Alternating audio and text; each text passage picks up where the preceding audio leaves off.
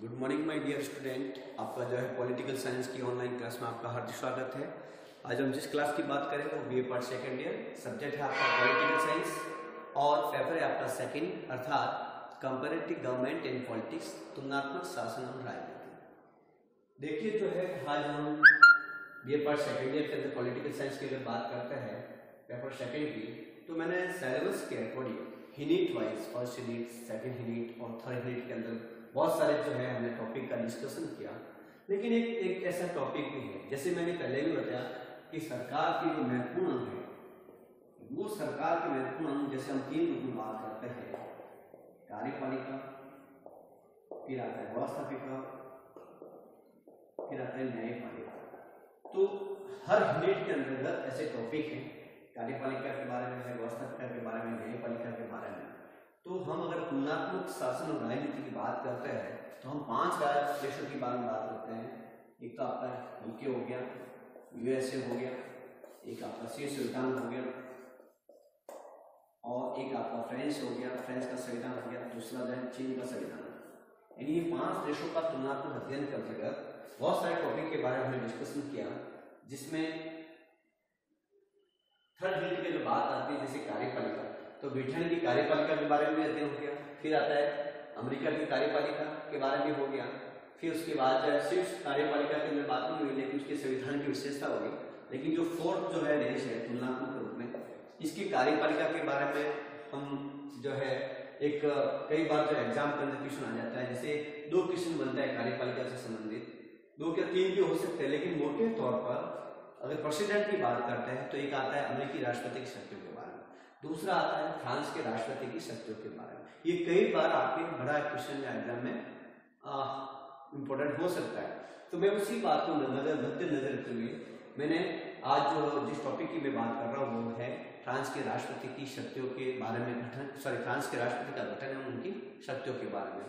तो बात हम करते हैं कि जब कार्यपालिका की बात आती है तो हर देश की कार्यपालिका, जैसे कि मैंने पहले भी बताया आपको कि हर देश में कार्यपालिका को अलग अलग नाम से जाना जाता है। कई जगह नाम मात्र या वास्तविक शक्ति के रूप में कार्यपालिका के नाम से होता है, तो कई जगह संवैधानिक राजतंत्र या संवैधानिक नाम संवैधानिक जो है वास्तविक शक्ति के रूप में मान सकते हैं। तो कई जगह गणतंत्र कार्यपालिका के रूप में काम करती है, तो कई जगह राजतंत्र कार्यपालिका के रूप में भी काम करती है, कई जगह औपचारिक है तो कई जगह वास्तविक प्रधान के रूप में, तो कई जगह स्थायी या औपचारिक कार्यपालिका के रूप में काम करती है। तो कई जगह जैसे यहाँ पर जो है ब्रिटेन में जो कार्यपालिका से नाम मात्र की है, लेकिन संवैधानिक औपचारिक रूप में उनको स्वीकार किया गया है, संवैधानिक राजतंत्र के रूप में नाम मात्र किया लेकिन संवैधानिक राजतंत्र में उल्लेख किया गया। अमेरिका की जो है कैसी है, स्थायी कार्यपालिका के रूप में, ठीक है। यहाँ सिर्फ कार्यपालिका कैसी है, बहुल कार्यपालिका। फ्रांस की कार्यपालिका की जब अभी हम जिस टॉपिक की बात करेंगे तो बात समझ आ जाएगा। वैसे यहाँ की कार्यपालिका जैसे मैंने पहले भी लिखा है अर्धसैनिक कार्यपालिका, कैसी है, अर्धसैनिक कार्यपालिका। और यहाँ बहुल कार्यपालिका हो गया, और चीन की कैसे होगी, एकल कार्यपालिका। इस प्रकार के जो है कार्यपालिका से संबंधित जो है आपको कई बार ध्यान रखना पड़ेगा। कई बार 2 नंबर क्वेश्चन भी आ सकता है कि भाई फ्रांस की कार्यपालिका कैसी है, तो आपको सीधा से बताना अर्धसैनिक। ये किस देश की बहुल कार्यपालिका के रूप में काम करती है, तो है स्विट्जरलैंड की बात करते हैं, सिर्फ संविधान के बारे में, ठीक है। तो यहाँ जो मैं कुछ बातें आपको बता रहा हूँ कि भाई फ्रांस की राष्ट्रपति की शक्ति के बारे में, तो सही बात इंपॉर्टेंट कई बार होता है कि भाई वैसे अगर भूमिका के रूप में ऐतिहासिक पृष्ठभूमि के रूप में हम देखते हैं तो फ्रांस के संविधान कई उत्तर हुए, कई बार परिवर्तन हुआ है, ठीक है। विभिन्न गणराज्यों का उदय हुआ है, विभिन्न राजवंशों का उदय हुआ है, और उसी उदय के आधार पर जो है पहले जो है निरंकुश राजतंत्र था, और निरंकुश राजतंत्र के विरुद्ध जो है फ्रांस में 2 प्रकार की क्रांतियां हुई, 1789 की, एक 1848 के रूप में। वैसे मैंने पहले भी कहा कि फ्रांस जो है बुद्धिजीवियों का या दार्शनिकों की जन्मस्थली है, तो वहां पर विभिन्न विद्वानों ने कई लोगों को मोटिवेशन किया, एक मानवतावाद के रूप में, एक जो है कहीं न कहीं अधिकारों के रूप में।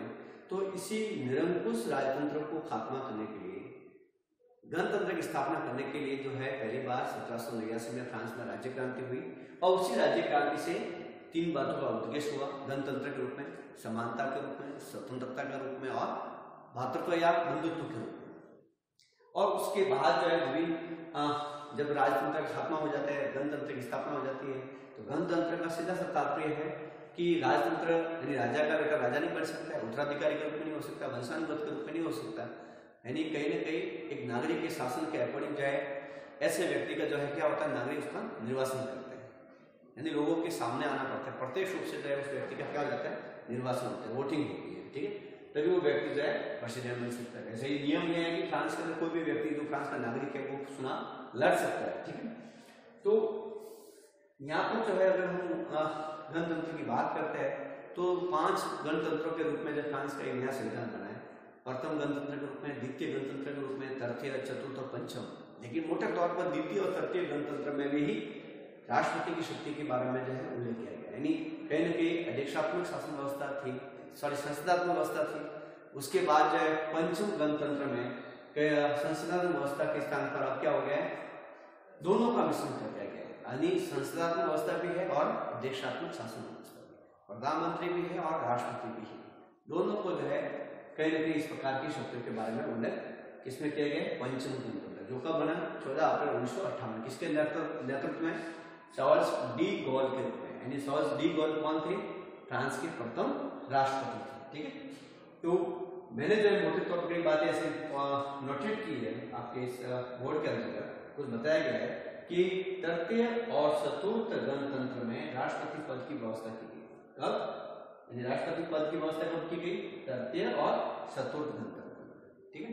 दूसरी बात यह आती है कि पंचम गणतंत्र के संविधान में संसदात्मक व्यवस्था के स्थान पर संसदात्मक और अध्यक्षात्मक अर्थात दोनों का मिश्रण की व्यवस्था, यानी पहले संसदीय व्यवस्था थी, संसदात्मक व्यवस्था थी, यानी उसमें क्या होता है, एक सभी के लिए सभी एक के लिए, यानी सामूहिक उत्तरदायित्व की बात आती है, अर्थात वहां का राष्ट्रपति नाम मात्र का होता है और प्रधानमंत्री एक कार्यकारी मुख्य कार्यकारी के रूप में या मंत्रिपरिषद के रूप में उनकी बहुत मुख्य शक्तियां होती है, वास्तविक शक्ति उनके पास होती है, मंत्रिपरिषद या मंत्रिपरिषद का मुख्य कौन, प्रधानमंत्री के पास।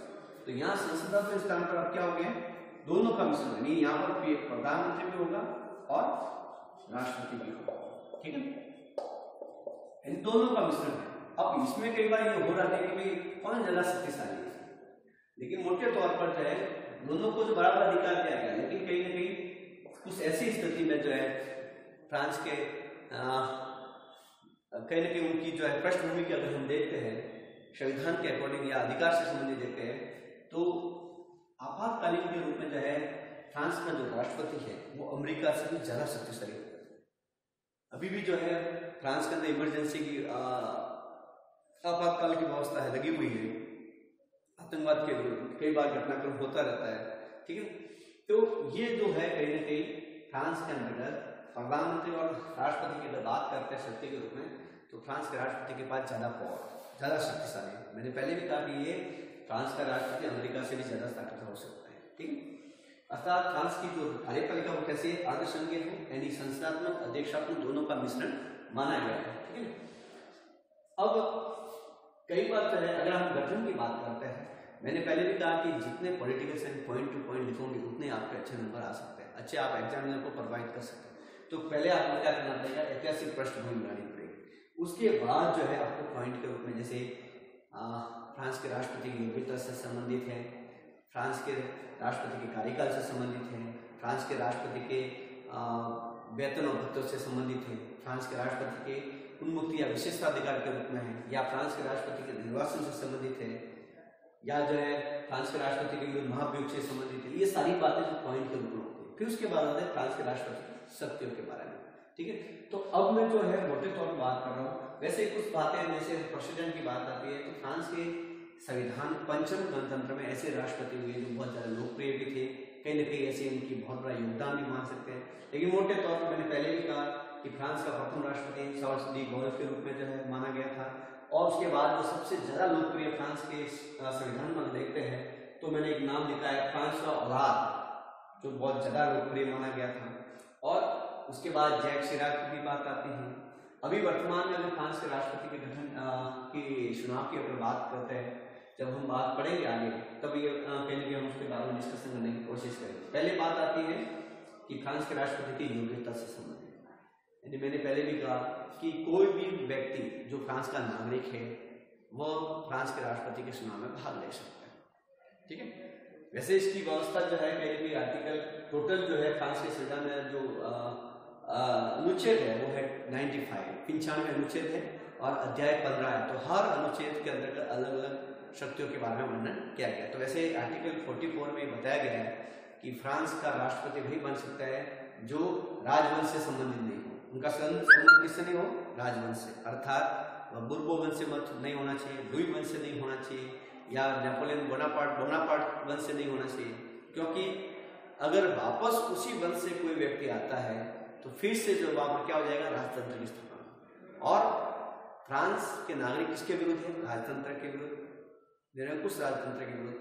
उनको उन्होंने जो है क्रांति किसके लिए रूप में लड़ी? गणतंत्र के विरुद्ध। इसलिए जो है ऐसे राजवंशों को उन्होंने दूर रखने की कोशिश की और ये एक बड़ा जो है एक संकेत है विश्व के विभिन्न समुदायों के लिए, विभिन्न देशों के लिए कि वास्तव में जो गणतंत्र का एक एग्जाम्पल देखना है तो फ्रांस के संविधान में या फ्रांस जैसे देश के अंदर हम उसको देख सकते हैं गणतंत्र के रूप में या मानवतावाद के संदेश के रूप में या प्रत्येक नागरिक के हितों या अधिकार से संबंधित। क्योंकि फ्रांस ने ही विभिन्न देशों को विभिन्न प्रकार के जो अधिकार दिए गए उनके प्रस्तावना में या मौलिक अधिकार की बात या मानवीय अधिकार की घोषणा पत्र की बात करते हैं तो वो सारी बातें कहाँ से स्टार्ट होती है? फ्रांस से होती है। क्योंकि उन्होंने 3 प्रकार के अधिकार दिए, समानता का अधिकार, स्वतंत्रता का अधिकार और मातृत्व या बंधुत्व का अधिकार के रूप में देखते हैं। तो कौन से व्यक्ति जो है फ्रांस का राष्ट्रपति नहीं बन सकता? या तो कोई अपराधी हो या जो है राजवंश से संबंधित हो, चाहे बुर्बो वंश हो या लुई वंश हो या बोनापार्ट वंश हो, वो व्यक्ति जो है फ्रांस का राष्ट्रपति नहीं बन सकता है। और कहीं ना कहीं एक वयस्क मताधिकार के रूप में जिसकी उम्र 18 वर्ष हो वही व्यक्ति जो है फ्रांस के राष्ट्रपति के रूप में अपनी उम्मीदवारी कर सकते हैं। फिर आता है कार्यकाल से संबंधित। सामान्यतः हर जैसे मैंने बताया कि ब्रिटेन का राष्ट्रपति जो है या ब्रिटेन का जो राजा है, सम्राट है, वो हमेशा क्या होता है? स्थायी होता है। अर्थात जो है उसका कार्यकाल क्या निश्चित होता है? निश्चित का मतलब उत्तराधिकारी के रूप में होता है, स्थायी होता है।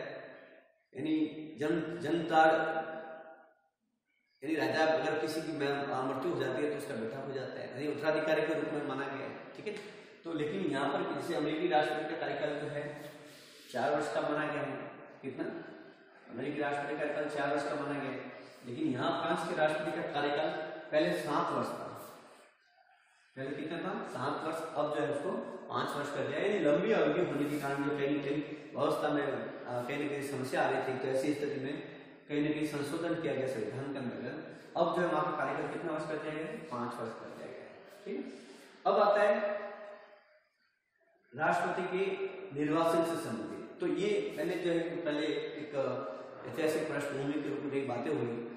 तो अब जो है जब हम नेक्स्ट वीडियो में पढ़ेंगे कि फ्रांस के राष्ट्रपति के निर्वाचन से संबंधित कि किस प्रकार उसका चुनाव होता है, क्या किस प्रकार की व्यवस्था है, किन किन लोगों ने जो है राष्ट्रपति ने उनका जो है वहाँ पर जो है योगदान रहा, तो या उनकी शक्तियों के बारे में हम नेक्स्ट वीडियो में डिस्कशन करने की कोशिश करेंगे। Thank you.